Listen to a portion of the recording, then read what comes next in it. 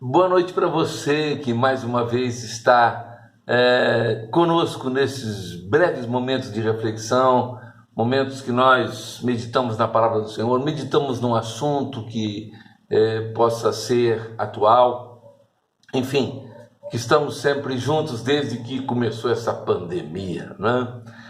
Nós sempre mandamos aqui abraços porque gostamos das pessoas, né? Estimamos as pessoas. E geralmente aqueles aniversariantes que nós mais destacamos aqui, conhecemos vários e uma relação muito grande até agora, porque a nossa programação é semanal, a relação é muito grande. Então eu destaco alguns. E antes de ontem fez aniversário a irmã Eliana Monteiro, filha do pastor Valdir, e ela agora é membro da Primeira Igreja Batista em Porto Real, né? Pastor Armando de Oliveira Neto, nosso missionário lá na Junta de Missões Mundiais, lá na Espanha, em Alcobendas, norte de Madrid.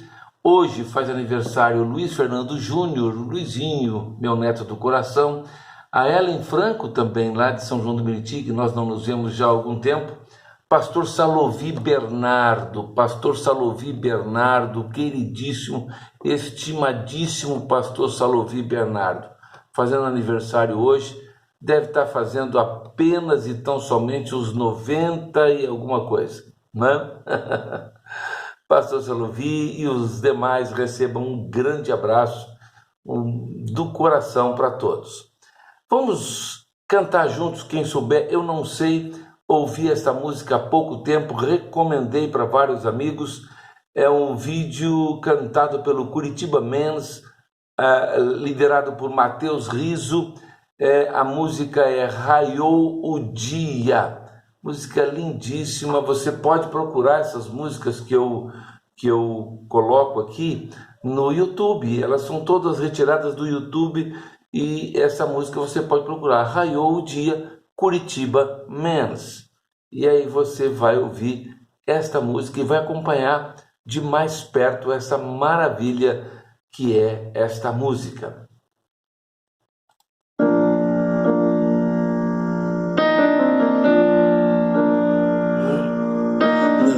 há o que fazer, nem nada a dizer. Perderam um amigo melhor, e agora calou quem tanto falou, e assim foi que tudo acabou.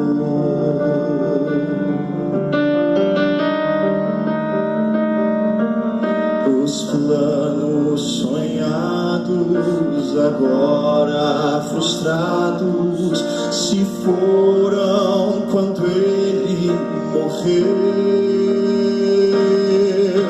A dor no jardim, a tristeza sem fim. Oh, como a noite custou para mim. Raiou o dia,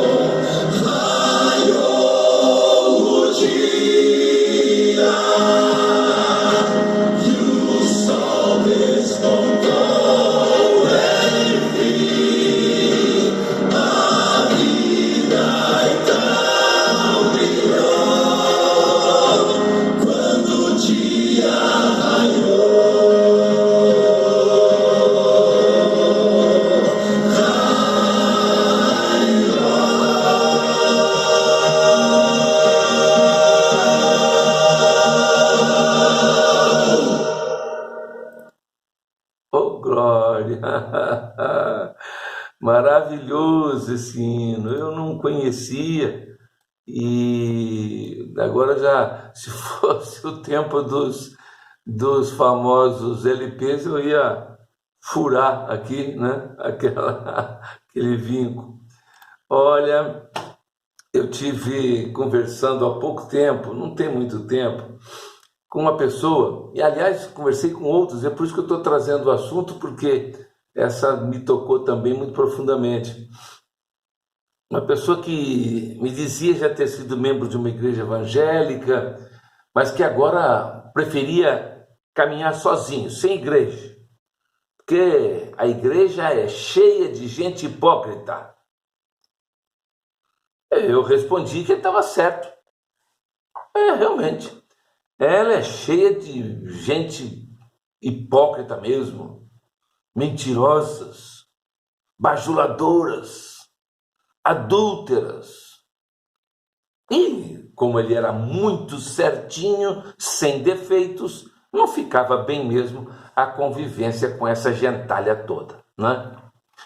E o que mais me chamava a atenção naquele papo com aquela pessoa, eu disse, é o fato de que Deus continua trabalhando com todo esse tipo de gente. Mas que o melhor de tudo era ele ter descoberto que fora da igreja ele não teria que conviver com esse tipo de gente. E com isso, meu irmão, minha irmã, meu amigo, minha amiga, vai aumentando a cada dia as estatísticas dos sem igreja. Cada vez mais cresce o contingente de pessoas que se dizem cristãos ou cristãs, mas rejeitam a igreja. Se declaram simpatizantes de Jesus Cristo, mas não suportam a ideia de participar de uma igreja. E vários são os argumentos usados para justificar o fato de rejeitarem a igreja. E alguns são até bem lógicos e, eu diria, consistentes. Todos eles perceberam, em algum momento de suas vidas, o que nós podemos chamar de singularidade da mensagem de Jesus, ou lendo a Bíblia, ou mesmo através de uma experiência marcante em alguma época da sua vida. E todos são unânimes em declarar que Jesus é o único caminho e que a sua proposta de vida é incomparável com qualquer outra proposta entre ou por outras religiões. Mas também todos sentem tremenda dificuldade de se envolver em uma igreja local, uns por terem vivenciado a terrível experiência de serem julgados ou discriminados por alguns religiosos na igreja, outros por se indignarem ao verem tantos líderes, principalmente na TV, com esse discurso de prosperidade, com uma santidade que não passa de marketing para enganar o povo. E ainda tem alguns que simplesmente não sentem a necessidade de ir à igreja, ou sentem que isso faria apenas parte de uma rotina religiosa que faz pouca diferença no seu dia a dia. Alegam que conseguem recarregar sozinhos em casa, lendo a Bíblia ou conversando com alguns amigos, a sua bateria de fé. Eu até entendo os desigrejados, mas eu acredito que viver desigrejado não seja bom para ninguém. Eu poderia usar o simples argumento de que não é projeto de Deus para ninguém viver a vida sozinho. Nem o próprio Cristo fez isso, nem nenhum de seus primeiros discípulos. Jesus, por exemplo, frequentava a sinagoga e ele via os defeitos de todos que ali estavam, principalmente os fariseus, mas ele nunca deixou de ir à igreja. Eu fico matutando uma coisa muito prática. A fuga dos religiosos, julgadores das igrejas, deveria gerar uma vida sem julgamentos, mas não é o que acontece. Uma vez que fora da igreja nós temos muito mais cobranças e muito mais dedos apontados para nós. E isso, eu diria, com um agravante, com menos pessoas ao lado para compartilhar as fraquezas e as decepções. Sem contar, logicamente, com a nossa consciência, que é a acusadora principal de não cumprirmos aquilo que é o certo. Caímos também no terrível erro de generalizar todos os líderes religiosos como oportunistas, falsos, esquecendo que o líder, pastor, que é correto, vive a proposta do Evangelho, não fica fazendo auto-marketing do tanto que ele é santo, pois ele aprendeu direto com Jesus que quando se faz uma coisa boa, que seja em secreto. Esse tipo de líder, seguidor de Jesus, ele está em toda parte, menos na mídia. Por isso você só o encontra indo passar um tempo ao seu lado, exatamente nas igrejas onde eles estão servindo. Os desigrejados, eles acabam cometendo o erro que sempre condenaram nos outros, que é o de julgar e colocar injustamente todos, eu diria, no mesmo saco, e pior, vivem com essa culpa sozinhos.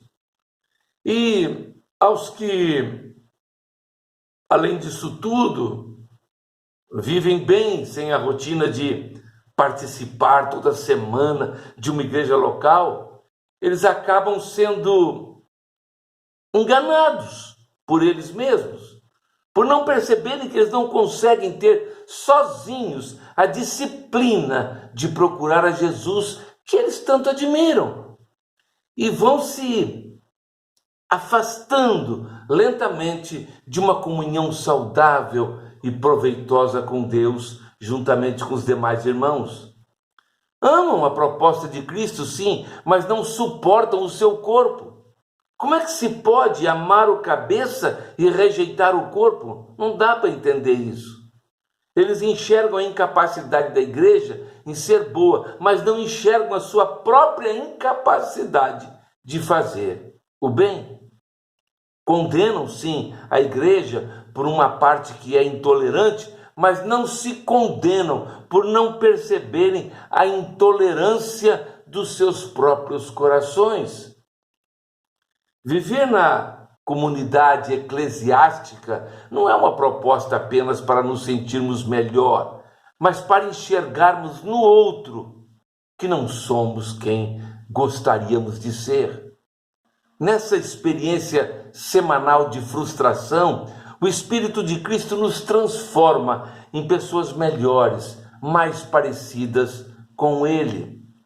E no final eu fico com a impressão que os desigrejados, na verdade, não são contra a igreja organizada, meramente porque desejam uma forma mais pura de cristianismo, mais próxima da forma original, pois esta forma original, ela já nasceu organizada, estruturada nos evangelhos, no restante do Novo Testamento. Acho que eles querem mesmo a liberdade para serem cristãos do jeito deles, acreditar no que quiserem e viver do jeito que acham correto, sem ter que prestar contas a ninguém. E quando você pertence a uma igreja organizada, isso significa submeter as suas ideias e a sua maneira de viver ao crivo do Evangelho. E isso, para muitos, é pedir demais. A igreja é formada por pessoas que, embora sejam salvas, elas continuam humanas e cometendo erros. Ela é imperfeita, sim, e continuará assim enquanto nós formos membros dela. Eu tenho lá as minhas dúvidas quanto àquele que não quer fazer parte da igreja militante, se ele fará parte dos que forem arrebatados por Jesus Cristo para integrar a igreja triunfante. Não podemos ser cristãos sem a igreja, não tem como. Apesar de tudo, nós precisamos uns dos outros. Precisamos da pregação da palavra, da disciplina, da comunhão com os irmãos, dos louvores em comum nos cultos regulares, do aprendizado da obediência a Cristo. Eu quero finalizar deixando para você o texto de Hebreus 10, 25. Não deixemos de reunir-nos como igreja, segundo o costume de alguns, mas procuremos encorajar-nos uns aos outros, ainda mais quando vocês veem que se aproxima o dia. Eu até entendo os motivos dos desigrejados, mas eu não acredito que seja a melhor opção. Que Deus a todos nos abençoe.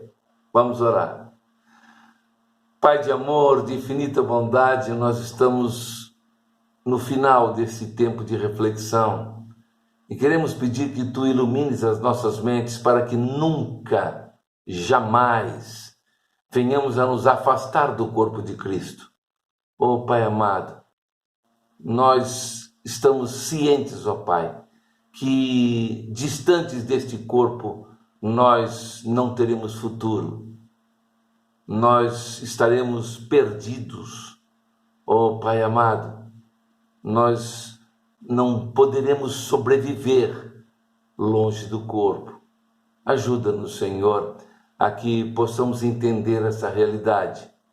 E aqueles que se encontram hoje desenganados com as igrejas, possam entender de uma vez por todas, ó Pai, que somos humanos, todos somos falhos. Todos estamos, ó Deus, dispostos a errar muito mais do que a acertar. Oh Pai amado, ajuda-nos a entendermos esta realidade e vai, ó Deus, guardando a Tua igreja para que não haja decepções, para que possamos, ó Deus, fazer o melhor, honrar o Teu nome, estarmos Te cultuando em espírito e em verdade. Oh Deus, e a nós, a cada um individualmente, acampa os Teus anjos ao nosso redor, para que a nossa caminhada nesse mundo possa ser uma caminhada positiva, de vitórias. Oh Pai amado, vai em todos os momentos, ó Deus, desarmando as armadilhas satânicas que Satanás coloca em nossos caminhos. Vai nos dando sempre paz, alegrias, saúde, nesse tempo de coronavírus. Oh Deus amado, ajuda-nos sempre, ó Pai, perdoa os nossos pecados, ouve sim, ó Deus, a nossa oração, porque a fazemos em o nome de Jesus. Amém, amém. Que Deus abençoe a nossa semana.